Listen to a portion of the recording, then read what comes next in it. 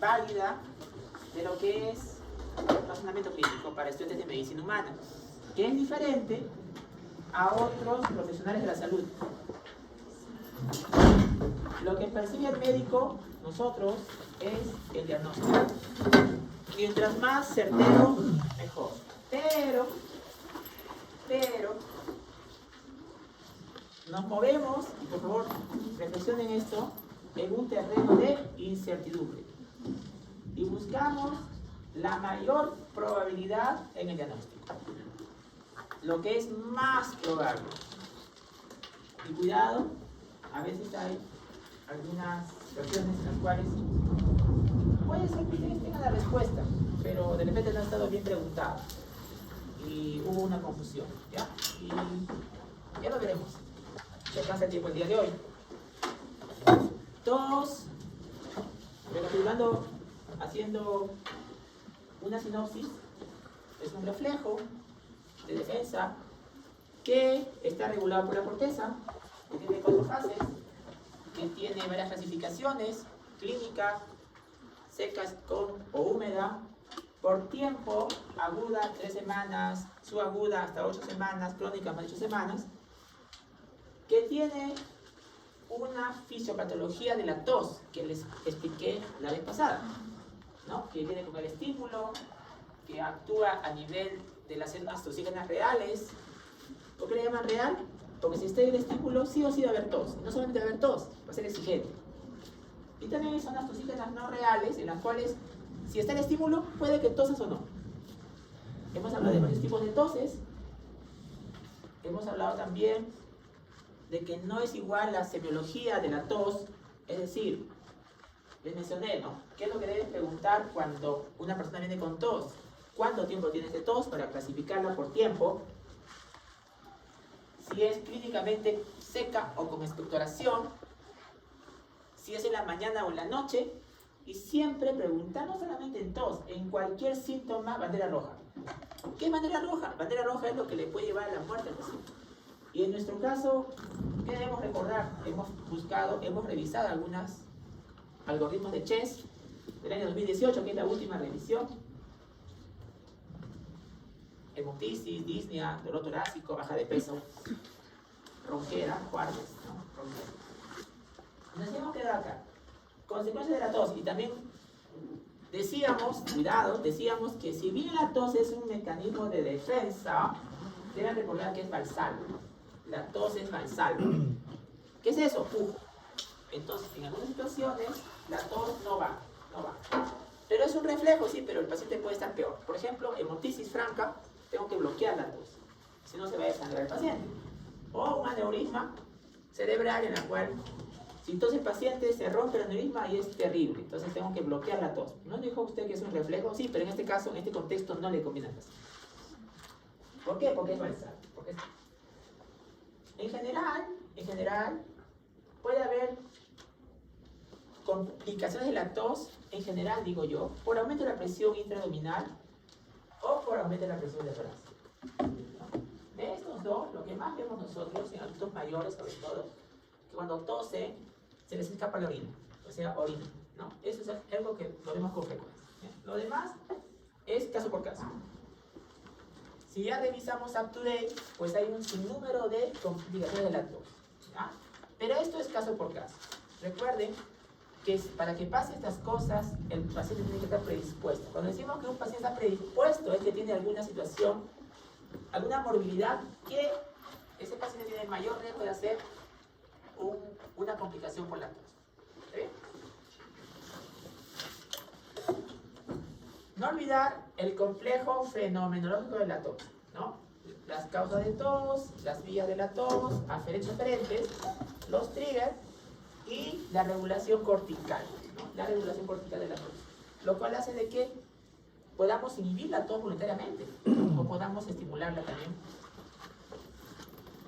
La tos, una cosa es las semiologías que acabo de mencionar y otra cosa es explicar por qué hay tos. No confundir. ¿Cómo es la tos de cáncer? No, una tos de cáncer, que el paciente viene con tos y la tos es cáncer. Pues no hay una sola explicación. Porque el cáncer le puede afectar la vía aérea, le puede afectar la pleura, le puede afectar el parénquima pulmonar, le puede afectar la pared torácica, le puede afectar la vía aérea superior. O sea que no es algo localizado específico. Va a depender del paciente, del tamaño del tumor, etcétera, etcétera. Entonces, acá están las causas de tos en cáncer. O sea, lo que es también hay un poco mezclado la fisiopatología, ¿no? Por ejemplo, si el paciente está con tos, que es un paciente que tiene cáncer de pulmón, te preguntarás, ¿no? Y lo vamos a ver más adelante, para el segundo parcial. Pero los cánceres de pulmón se dividen en centrales y periféricos. Ajá. Y los dos tosen, sí, pero ¿cuál tiene más tos? El central.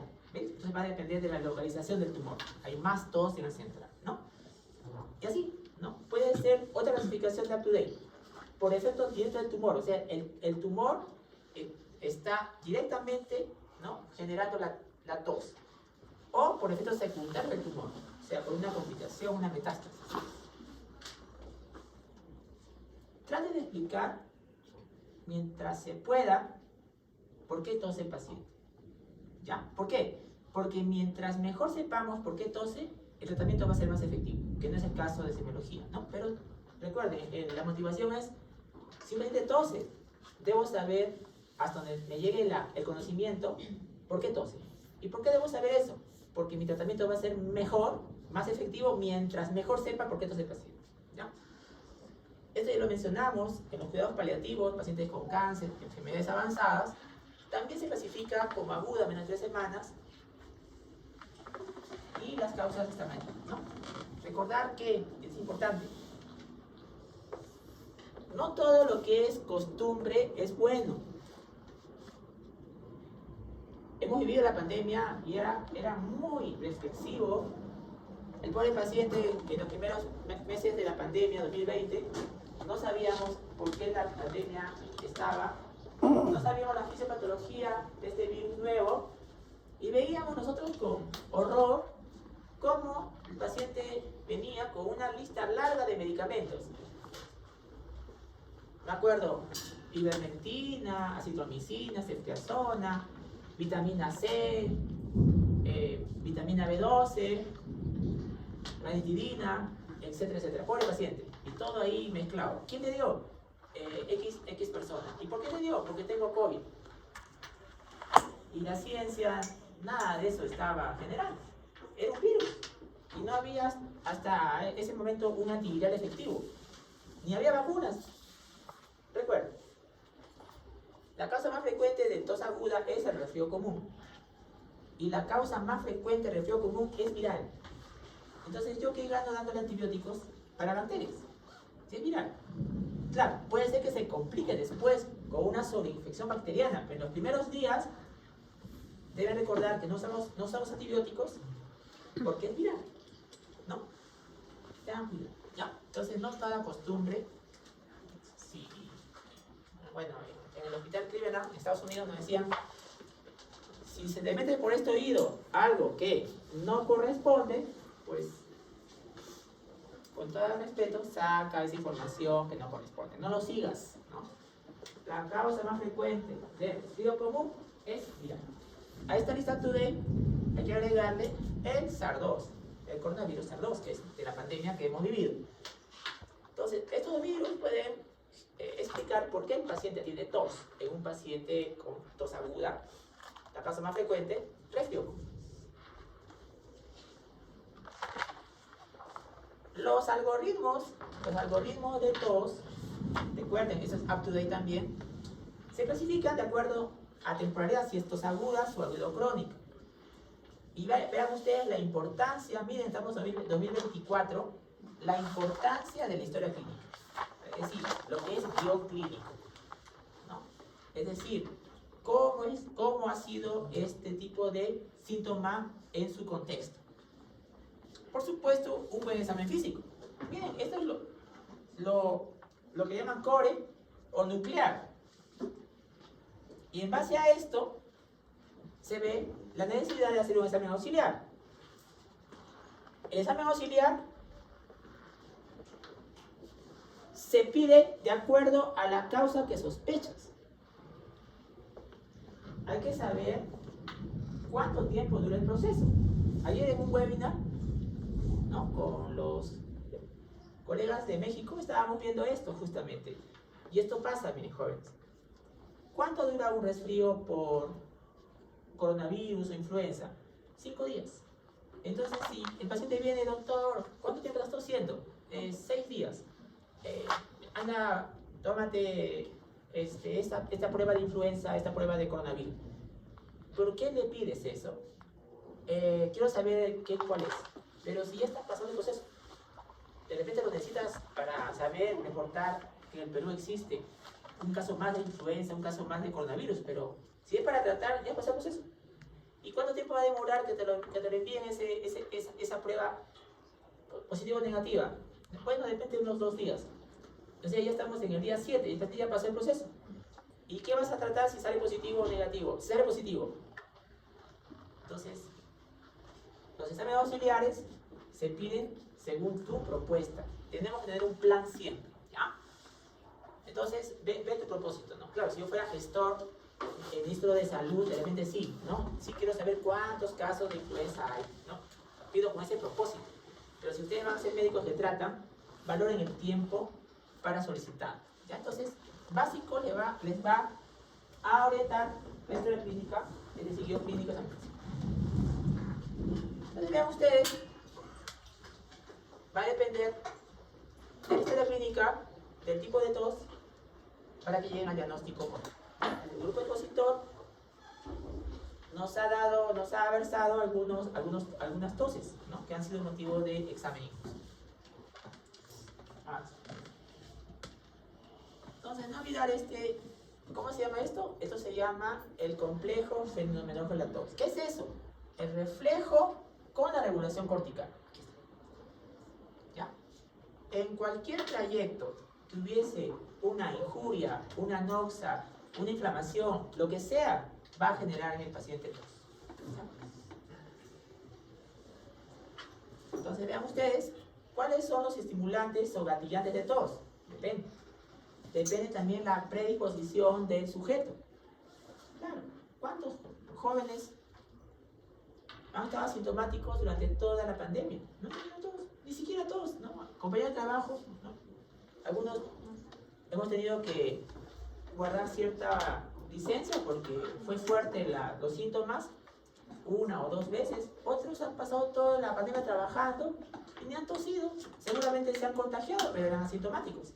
Entonces depende de la persona cómo reacciona ante una infección. Entonces tienen que valorar no solamente al injuriante, sino también la persona. Entonces salen las vías aferentes, dentro de los nervios, los pares craneales, existen vías de respuesta rápida, de respuesta lenta, y estos se van hacia el centro de la tos, que está regulada por la corteza. De ahí salen las vías eferentes para poder mover los músculos expiratorios y expiratorios y se dé el reflejo de la tos, ¿no?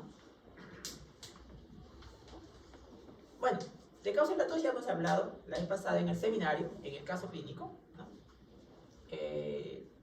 Es caso por caso, o sea, tenemos que ver caso por caso, ¿ya? Mucho que hablar de tos, ¿no? Algunas, como motivación, lo hemos descrito con el grupo, por qué tose el paciente en esta situación, cómo será la semiología en esta situación, y le hemos mencionado, ¿no? Bien, expectoración. Expectoración, ¿cómo lo defines? Si sabemos que el organismo produce moco bronquial todos los días 24/7, pero ese moco que hemos dicho la vez pasada, ¿no?, es un moco transparente, de pequeña cantidad y consistencia viscoelástica. Entonces, ¿cuándo hay expectoración? Y cuando una persona está en salud, no siente que está con expectoración porque está en salud, pues, está sano. Entonces, ¿qué pasa? Mueve ese moco de adentro hacia afuera y lo deglute sin darse cuenta, mientras duerme, mientras come, mientras habla. Pero ¿qué sucede cuando nota expectoración? Es porque esa secreción bronquial formada cambia de color, ya no es transparente, es verdosa, amarillenta. Ya no es filante, es espesa. Y ya no es escasa cantidad, ya tiene una cantidad apreciable. O sea, o cambia la consistencia, más espesa, o cambia el color verde amarillo u otro color, o cambia el volumen. Si eso ocurre, entonces va a sentir la incomodidad de que hay algo que tiene que botar, porque la tos se activa. Si esa presión que está en vía aérea, se activan los receptores de tos y el paciente lo expectora con tos. ¿De acuerdo? Entonces, casi todos los procesos respiratorios tienen expectoración, casi todos. ¿Ya? Entonces es importante que ustedes recuerden que cuando un paciente viene, doctor, tengo flemas, tengo joto, como dicen los quechohablantes, ustedes tienen que buscar las características de esa expectoración. Y la primera que salta es cantidad. Si es abundante, sospechen bronquiectasia, sospechen neoplasia. Si es abundante, ¿cómo se llama? Se llama broncorrea. Broncorrea. Broncorrea es más de 100 ml de expectoración por día. Broncorrea. ¿Y cuánto es lo normal? Que normal no debe haber expectoración. Normal no debe haber. Pero más de 100 ya se llama expectoración broncorreica. Broncorrea. ¿Ya? Insisto, normalmente no debe haber expectoración. Pero si es más de 100 se llama broncorrea. Es expectoración. ¿Ya? Entonces, si está abundante, ¿en qué sospechar? Bronquiectasias, cáncer. ¿Ya? Viscosidad, claro. ¿No? Si ya no es filante, sino que se adhiere, por ejemplo, la expectoración bronquiectásica se adhiere, igual que la expectoración en neumonía, ¿no? O puede ser fluida, rosada, espumosa. Hemos tenido casos cuando estábamos en emergencia, un paciente expectoraba rosado espumoso. Eso fuertemente habla de edema del pulmón agudo. O sea que el plasma está en los alveolos. Cuidado, hemos visto muchos pacientes con edema pulmonar agudo, pero no todos tienen la expectoración rosada espumosa. O sea, no esperemos tener al paciente con la expectoración rosada espumosa, porque muchos pacientes tienen edema pulmonar agudo, pero no tienen expectoración rosada espumosa. Pero si la tienen, te hace sospechar más. ¿No? Viscosidad. Color y transparencia, ¿no? El color de la expectoración va a depender del metabolismo de la anoxia injuriana. Hay bacterias que, con el sistema inmune, al interactuar, cambian de color, ¿no? Se hacen verdosas, se hacen amarillentas. Algunas tienen unos colores que no son muy usuales, por ejemplo, jalea de grosella en Klebsiella, el rubroso en neumonía por neumococo, ¿no? Por ejemplo, ¿no? Achocolatado en los amibiasis, en los quistes amibianos que están en el parénquima pulmonar, etc. Si es verde amarillento, pensamos en bacterias cocos, o bacterias, ¿no? Y si la expectoración es negra, nos ha pasado también expectoración negra, pensamos en mineros de carbón, pensamos en algunas micosis y también pensamos en algunas neoplasias, ¿ya? Entonces, lo que se llama melanoptisis. Ustedes saben que melano es prefijo de negro, ¿no? Melanoma es tumor maligno de la piel negra, ¿no? De un lunar, ¿no? Melano es negro. Melanoptisis es expectoración negra. Tisis es sufijo de flemis, ¿no? Entonces, ustedes escuchan de un parcial melanoptisis, no se puede en parciales explicar, eso es expectoración negra. ¿Y por qué puede pasar eso? Mineros de carbón, algunas micosis pulmonares,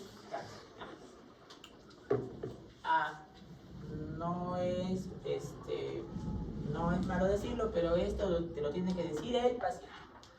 ¿Ya? Ustedes para nada se expongan porque algunas situaciones son muy contagiosas, ¿ya? Señor, ¿a qué huele su flemas? No estás obligado a, para nada ustedes exponerse, ¿ya? ¿A qué sabe su flema? ¿Qué sabe? Su boca. Que alguien te va a decir, no, es fétida, no te va a decir, no, huele a yeso mojado. A yeso mojado es bronquiectasia, ¿no? Si el olor es a yeso mojado, no, es bronquiectasia. No, te va a decir eso si es que el paciente ha tenido la experiencia en su vida de haber olido yeso mojado, pero si nunca lo ha, entonces va a decir no sé, ¿no? Pero si él ha tenido pues albañil, ¿no? Ya ha tenido esa experiencia, ¿no? De oler yeso mojado y luego su flema yeso mojado, huele a yeso mojado, ¿no? Si no ha tenido esa experiencia, obviamente te va a decir que desconozco, ¿no? Los anaerobios huelen a heces, O sea, el anaerobio huele a heces, o sea, es un olor fecaloideo. Si usted huele a heces, eso es anaerobio. Y las características básicas, ¿no?, que deben recordar de una expectoración, como son, si es mucosa, transparente, ¿no?, de una bronquitis.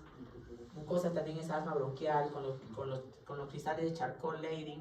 Muco purulento, tenemos también bronquiectasias, tuberculosis. Cuando ustedes escuchen esputos numulares, numular es en pila de monedas. Es como si yo, monedas de un sol, las apilo una sobre otra.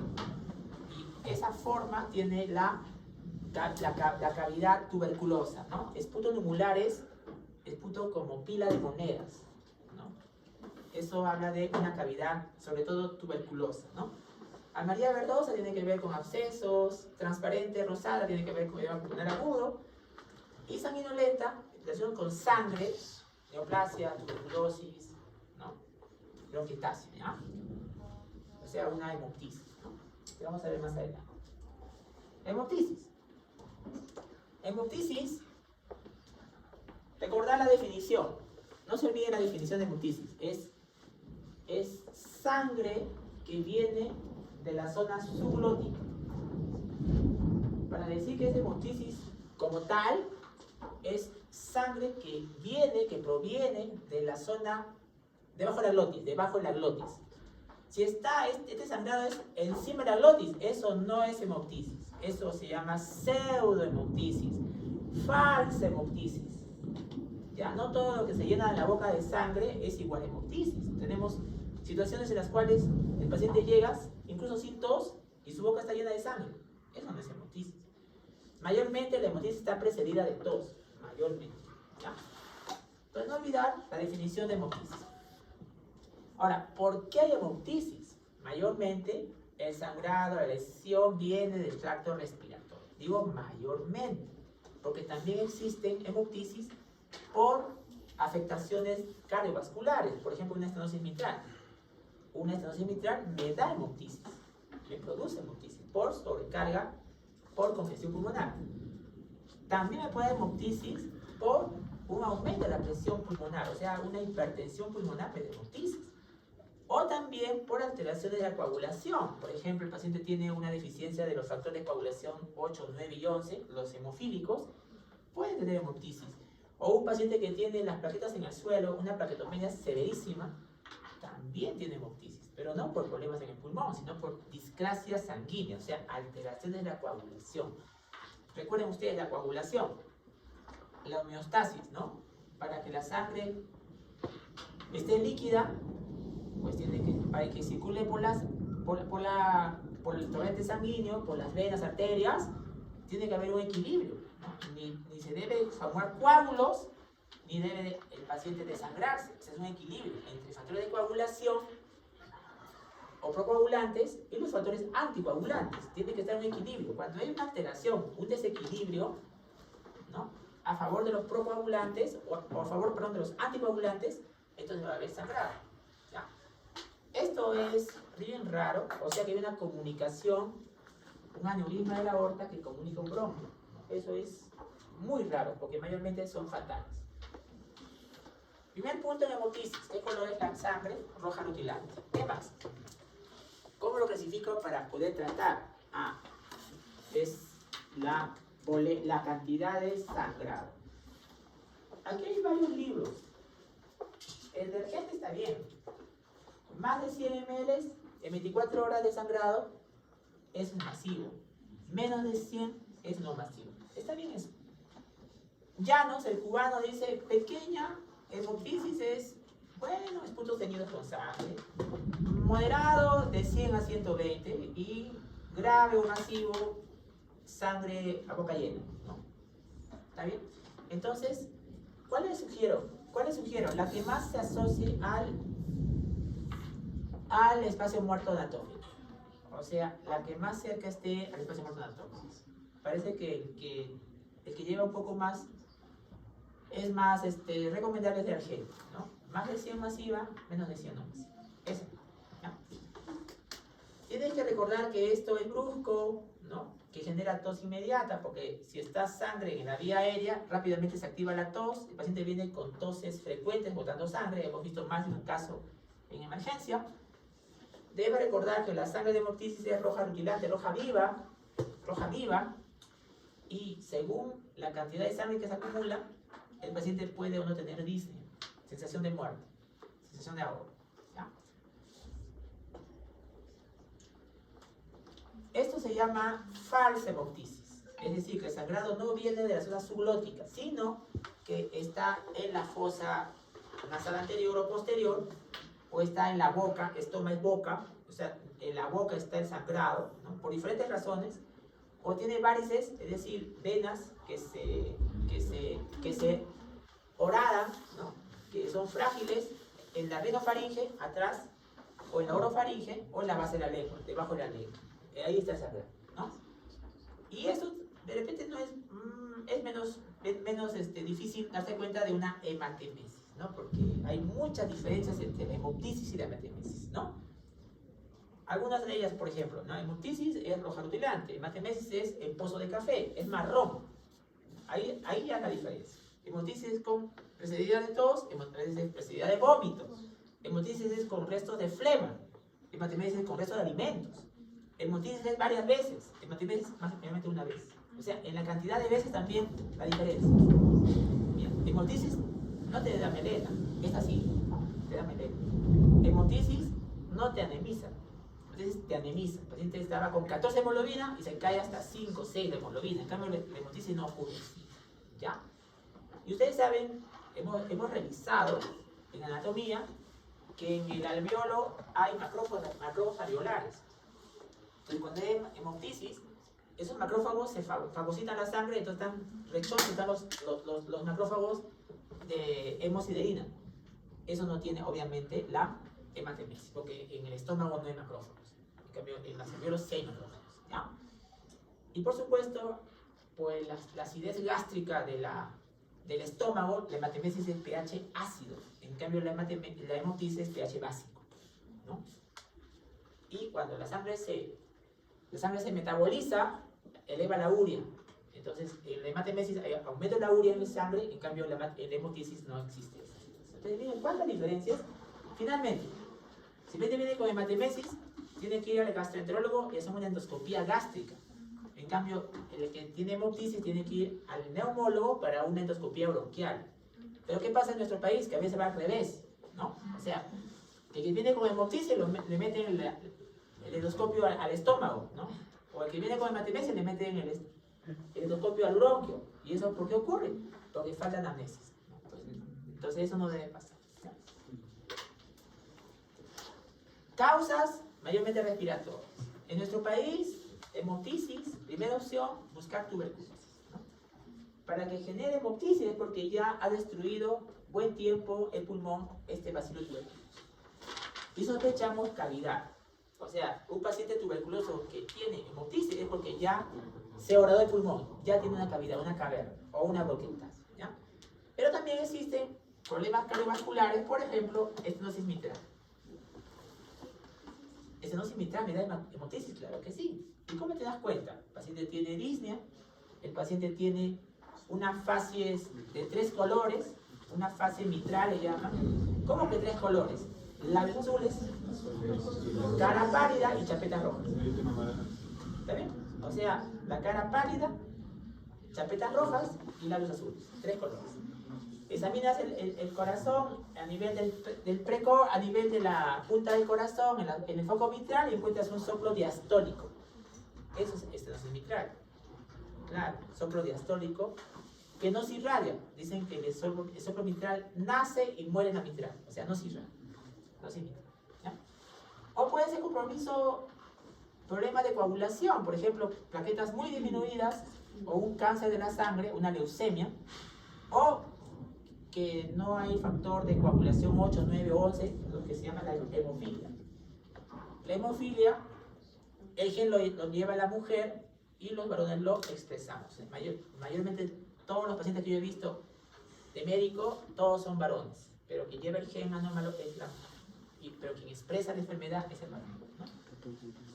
Entonces vean ustedes Clasifico la hemoptisis, este es del Harrison, un libro que vamos a usar el próximo semestre cuando hagan clínicas. Para poder tratar al paciente, tengo que clasificar primero la historia clínica, examen físico, y ver si es leve es hasta 20 ml, moderada, bueno, 100, por ahí, y masiva más de 100. Doctor, son 3, puede ser 2, por supuesto, masiva y no masiva, suficiente, ¿no? Porque al final este programa se adapta a 2, porque son diferentes enfoques de manejo, ¿ya? Entonces es importante saber cuánto ha sangrado el paciente. Pero el paciente no te va a decir, doctor, yo he sangrado 80 ml. El paciente, tú tienes que preguntarle, a ver, ¿cuánto ha sangrado? A ver, en cucharitas, ¿cuántas cucharitas? Una cucharita tiene 5 ml. Una cucharada sopera, 30 ml. Un vaso, 400. Entonces, ¿cuánto es medio vaso? ¿Cuánto mide una taza? Eso deben saber ustedes, para que estén así, dándole al paciente datos para que te diga cuánto ha sangrado en uno. Causas de hemoptisis, muchas causas. Recuerden, hemoptisis, mayormente tuberculosis, bronquitáceas. Si fuera una neumonía necrotizante, hemoptisis. Causas hematológicas por coagulopatías infecciosas también, además de la tuberculosis, las bacterias, los parásitos, los hongos, ¿ya? Los neoplasias.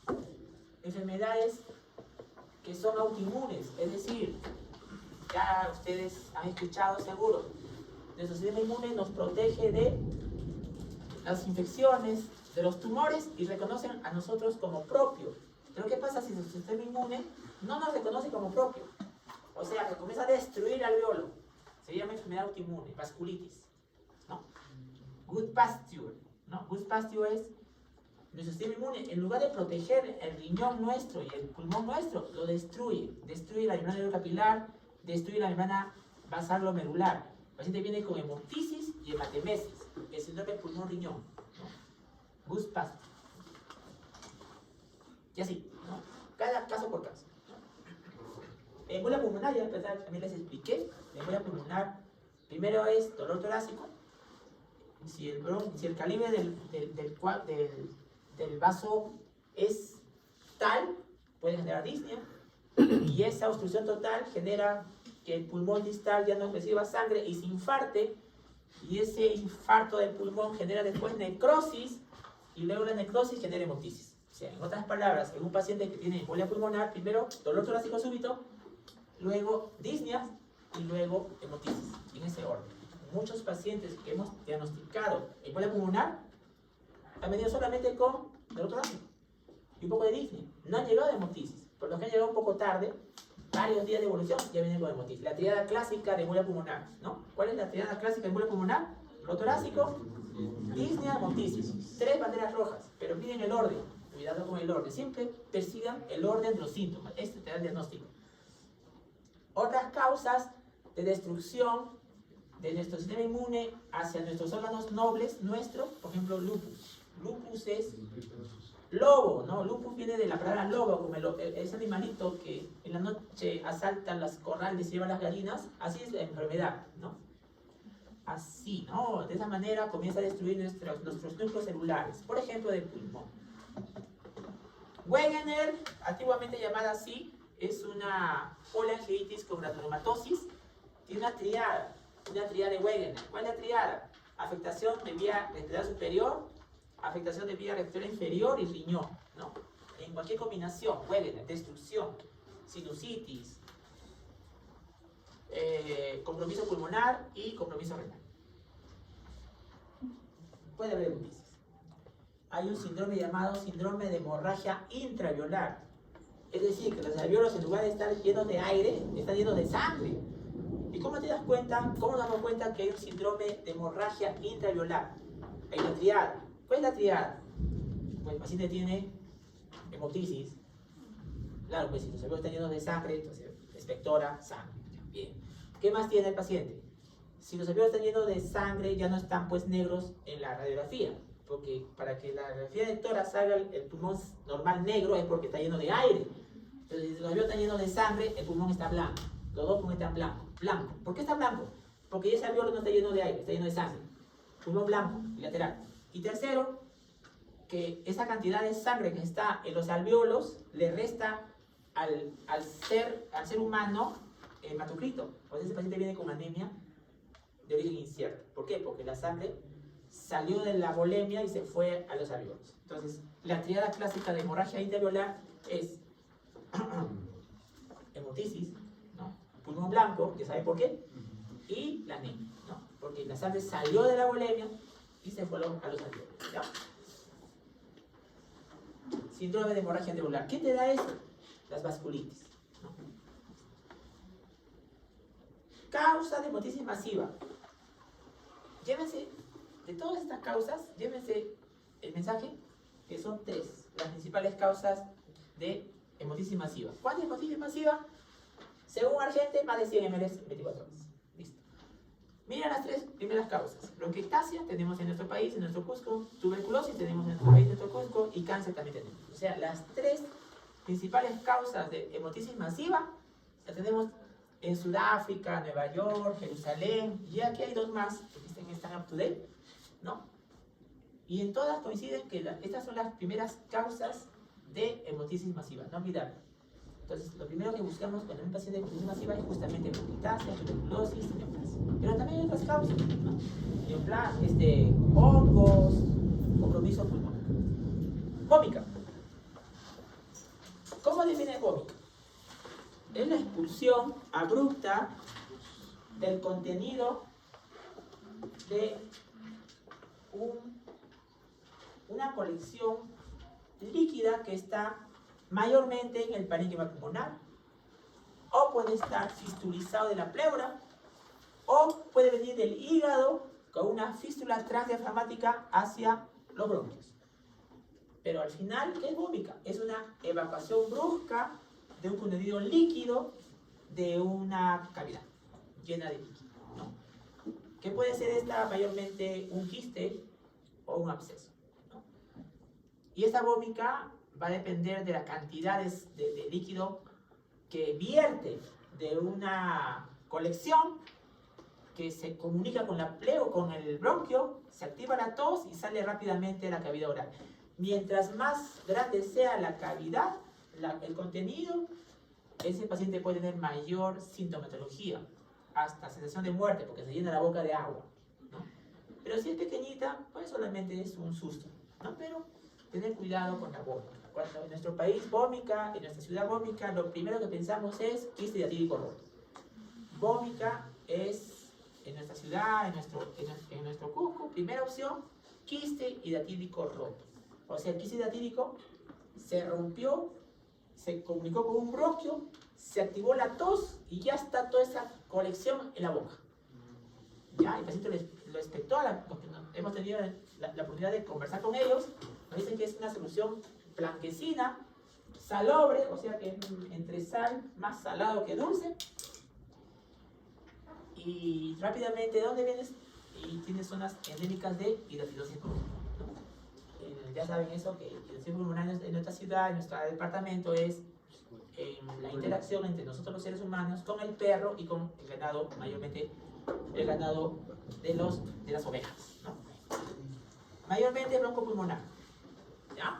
Mayormente quiste hidatídico, mayormente, digo yo, ¿no? Pero también puede ser pleural, mediastínico, estatorácico. Acá el buen Suros te da en esta figura, para que tengas una idea, mira, hay un quiste hidatídico, se rompe al bronquio, se activa la tos y ya está todo este contenido en la boca. O puede ser de la pleura, ¿no? Que se comunica con un bronquio y ya está activada la tos y se va a la cavidad oral. O del hígado, una fístula transdiafragmática hacia un bronquio y se activa la tos. O sea, apenas llegue a la luz bronquial se activa la tos. Y eso genera de que rápidamente llegue a la boca. El paciente a veces refiere por la cantidad de líquido una sensación de asfixia. Muy bien. Continuaremos. ¿Preguntas? ¿Algún comentario? Bueno. Dime. Si viene con vómito, ¿no? Sí, también puede ser si fuera una caverna, un absceso tuberculoso. Otra vez, cuidado, cuidado, ¿eh? Cuidado. Tuberculosis más nos da caverna. y las cavernas están sin líquido. Si fuera tuberculosis, pensaría yo un absceso tuberculoso. Al final, para que haya vómica tiene que haber una colección. Ese es el requisito. Y esa colección puede ser, ¿qué cosa? Quiste, ¿qué más? Absceso. No, aspergiloma es una cavidad con una bola de hongo. Otra vez, insisto, cuidado. Vómica es expulsión brusca de una colección. Comunicado bronquio, se activa la tos. Tuberculosis, así común y corriente, no me da. ¿Por qué? Porque me da caverna, que no tiene líquido. Pero, ya, yo insisto, no, quiero que sea tuberculosis, tiene que ser un absceso tuberculoso. Absceso tuberculoso. ¿Qué es absceso? Una colección de pus. Voy a marcar mi entrada un ratito. Ahorita. Ya. A ver, otra pregunta más. Voy a marcar mi entrada. Antes era por internet, ahora tengo que hacer. Tengo que marcar permiso. Ahorita le pongo.